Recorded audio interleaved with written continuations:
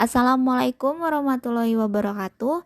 Perkenalkan, kami peserta Latsar CPNS Kabupaten Garut PPSDM Regional Bandung, golongan 3 angkatan 12.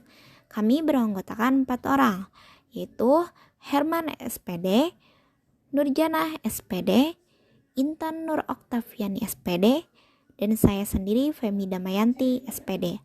Kami akan menyajikan dan mempresentasikan mengenai mind mapping tentang implementasi Whole of Government atau WOG di era transformasi digital sesuai dengan potensi lokal yang terdiri dari jenis pelayanan publik, implementasi WOG di era digital, dan juga contoh pelayanan publik berbasis WOG di Kabupaten Garut.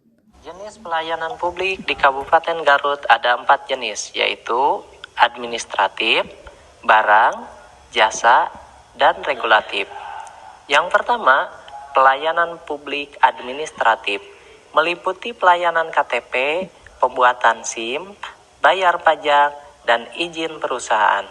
Kedua, jenis pelayanan barang, yaitu jalan raya dan listrik. Sedangkan yang ketiga, pelayanan jasa yang terdiri dari 3 jenis, yaitu pendidikan, kesehatan, dan ketenagakerjaan. Dan yang terakhir adalah pelayanan regulatif, yaitu undang-undang. Kemudian, implementasi WOG di era transformasi digital di Kabupaten Garut dilihat dari pola pelayanannya. Terdapat 5, yaitu 1 atap, 1 pintu, fungsional, terpusat, dan elektronik. Di mana pola pelayanan 1 atap adalah pola pelayanan yang dilakukan secara terpadu pada suatu instansi pemerintah yang bersangkutan sesuai kewenangan masing-masing. Kemudian, pola pelayanan 1 pintu adalah pola pelayanan masyarakat yang diberikan secara tunggal oleh suatu unit kerja pemerintah berdasarkan kelimpahan wewenang dari unit kerja lainnya yang saling bersangkutan. Kemudian yang ketiga yaitu fungsional, merupakan suatu pola pelayanan publik yang diberikan suatu instansi pemerintah sesuai dengan bidang tugas, fungsi, dan wewenang.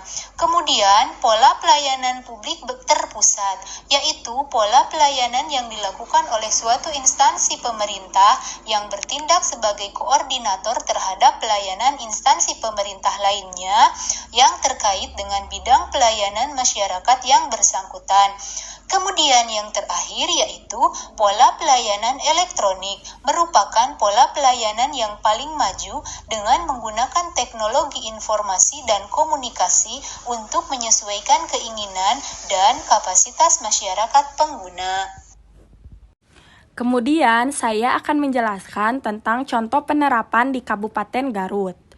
Yang pertama adalah BKPM.